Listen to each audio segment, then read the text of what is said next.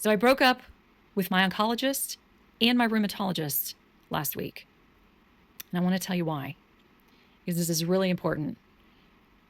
Something I haven't shared up until now is that I have been living with an autoimmune disorder called rheumatoid arthritis since I was 14 years old. I know up until now I've only been speaking about a breast cancer diagnosis, but I feel like it's important to talk about chronic illnesses as well, because those aren't cancer is horrible, but chronic illnesses also give us similar challenges, right? The similar hurdles that we need to overcome. And at the end of the day, whether we're trying to thrive through, a cancer diagnosis and treatment, or we're trying to thrive through a chronic illness, a lot of these things, these principles, these things that I've learned that have been helping me, they're universal and they're applicable to either case or scenario. So backing up, I broke up with the oncologist that I started with at the beginning of my cancer journey. Fantastic cancer center, fantastic, treatment. Everything was great. In fact, my oncologist was also, I'll say, very nice. The problem was, for me, I didn't feel that at key critical moments in my treatment that I was being really supported, or that the wins, those little wins along the way, were even acknowledged. So let me give you an example. I went through chemotherapy, but before my treatment cycles were finished, at various intervals along the way, I had to go in for scans, imaging scans, PET CT scans, where they basically are taking a picture of, your body, and they want to see if the cancer is shrinking or responding to the chemotherapy. In my particular case, after the first follow-up scan, my scans were clear. And for a stage 4 patient, a stage 4 diagnosis, meaning it has spread, it's metastatic, that's a big deal. It's a big deal because I had only gone through 2 rounds of chemotherapy, 2 out of 6. Okay. So no matter whether you are, going through breast cancer diagnosis or whatever it is that you're going through, or if you're listening and you're a supporter of someone who is, going through a journey, when something like that happens, okay, and you get what I'll call a progress report from your doctor, I think it's pretty normal and human nature to want to ask the doctor, hey, is this normal? Is this good? Is this above average? Is it below average? What do you see, doc, with your other patients that you're treating, who have undergone XYZ treatment and then have a follow-up, and it's either shrunk or it's shrunk a lot or it's gone? That is a point in time at which I think it's critical and very reasonable for someone to ask their oncologist, is this good? Is that good? You don't have to compare me to other people. Just in general, is it positive? And I say this because I think, as Captain Obvious, it is. It is super positive when you're going through chemo and you get a follow-up scan to see how much it has shrunk, and it's gone. And the radiology report says there's nothing, there's complete metabolic response to the treatment. I kid you not, my oncologist did not bat an eye. She did not blink. She did not smile. I basically got no acknowledgement from her at all whatsoever that it was good. And if you didn't know any better, you might have even thought it's not good. And I remember sitting in her office and asking her, is this good? And she kind of, shrugged me off. Anyway, it stuck with me. Okay. That is something that, although it didn't wreck my world, it didn't really change anything on a daily basis for me, it just stuck with me, right? It's just something I kind of tucked away in the back of my mind. And I thought, okay, fine. If this is how she's going to, excuse me, I didn't mean to say she, my doctor, if this is how the doctor is going to be, fine, duly noted. Right? They don't want to maybe give me false hope, or they don't want to be overly optimistic. I get it. It's probably just a matter of personal preference and personal approach. But as time went on and other things happened through my treatment, I would ask questions. Is this good? Is it not good? Does this show progress? Again, I would get like a very little human response from my oncologist.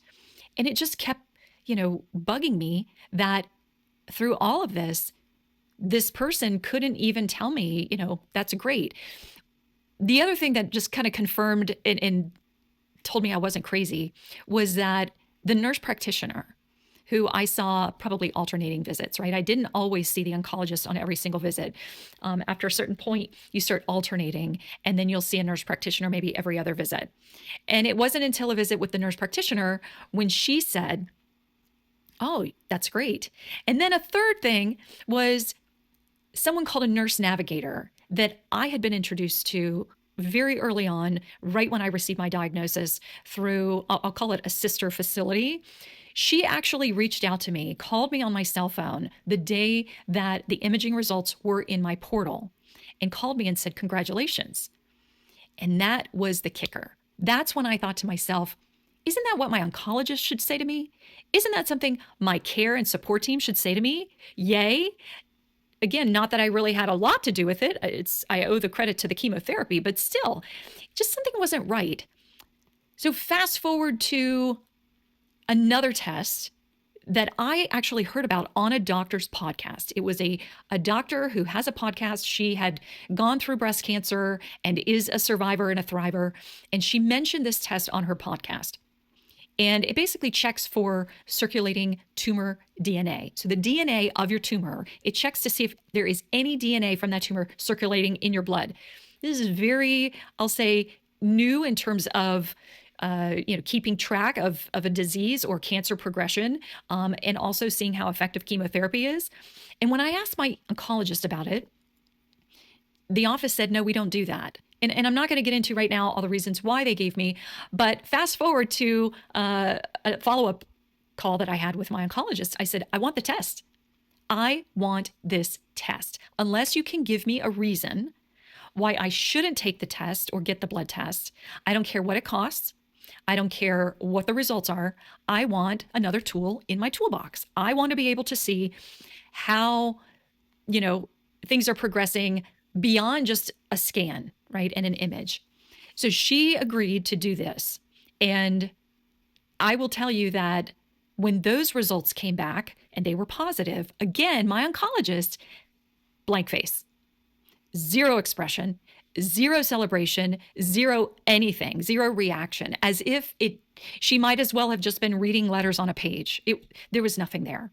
So after time and after a couple of these different, I'll say, weird interactions and talking to other people that I know that have been through breast cancer, or other types of cancer treatment, they all said to me, "You know what, Teresa, you need to find a different oncologist. You need a different doctor. And just because she isn't, quote unquote, bad or horrible doesn't mean you don't deserve to have a team supporting you and helping you along this journey that is more supportive and will celebrate these little wins with you, or big wins. We'll just call a spade a spade. It's a big win." So long story short, I ended up finding another oncologist in my area who came very highly recommended by actually the scheduler in that office. I had called another care center to make an appointment with someone that a friend of mine recommended.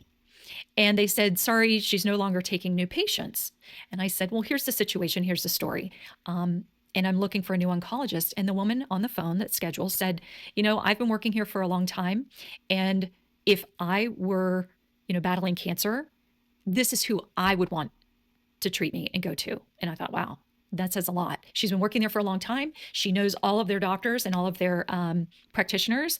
And if this is someone she would go to if she were diagnosed, I thought, well, let's give it a try. And here's the great part of this story. So I go to meet my new oncologist, okay?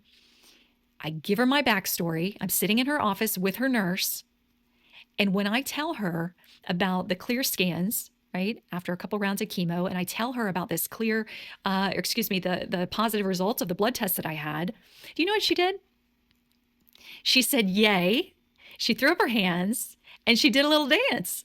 And I looked at her and I said, "Can I hug you, please? Because this is what was missing." And I said, "This is why I'm here. This is why I want to change providers, because I need someone who will be in my corner even if it's just, a positive lab workup that's not even really that big of a deal, we need all the positivity we can get. So I'm sharing this message with you because I feel like this is something that I have heard before. I not only went through it myself, but there are so many of us out there who put up with mediocre care.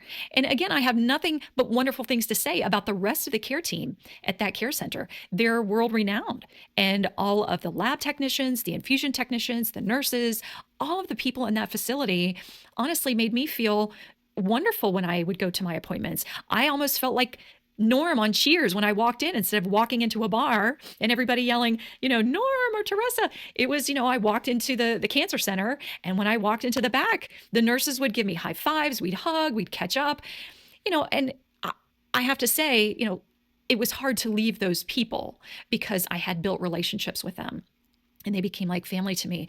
But unfortunately, it was the doctor, that just left me wondering why can't I get just a little bit of, okay, fist bump, something. And lo and behold, I found it. And so after going through that and seeing what great, care there is out there in other doctors, it told me, you know what? It's time for a new rheumatologist as well. And so that was the next thing on my checklist, so to speak, in terms of caring for myself, putting myself first, loving myself, and making sure that I have the best possible people helping me along the way. So I'll shorten the rheumatology story by saying that the doctor did not really make me feel like I was a priority. And I was experiencing a flare. And if any of you know anything about autoimmune disorders, they can be in remission, similar to cancer, and then you can have flares. And I've had this for most of my life. I'll say 35 years ish. And most of my life, it's been in remission.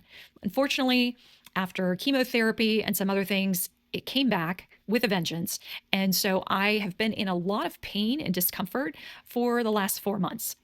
And when you go to a rheumatologist or any type of specialist and you're telling them that your pain is at like a level 9 and it feels almost worse than chemo did, 4 months of chemo versus 4 months of an autoimmune flare, I don't know. To me, that says it's a priority. And to me, that says, this patient, let's help them feel better fast. And unfortunately, just nothing, there was no sense of urgency there.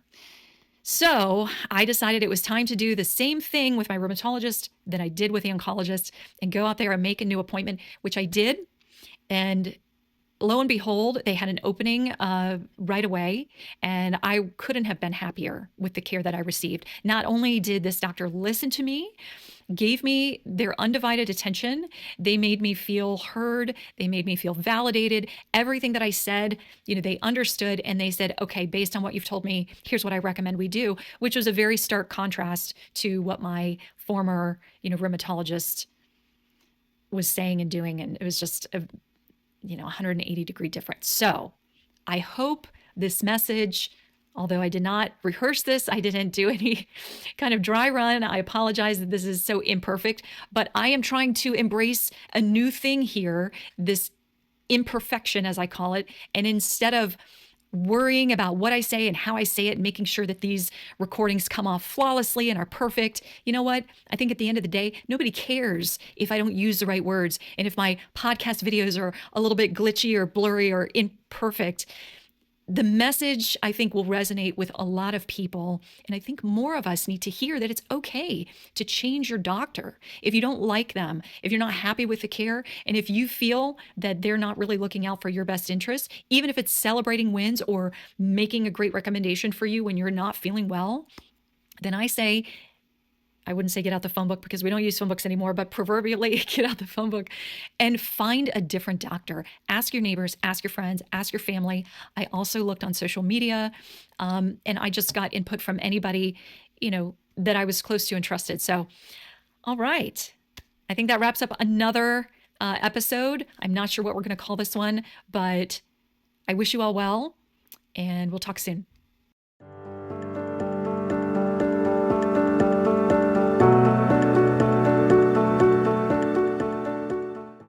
Thanks for listening. If you'd like to be a guest on the podcast, please visit www.thesecrettothriving.com and fill out the guest request form.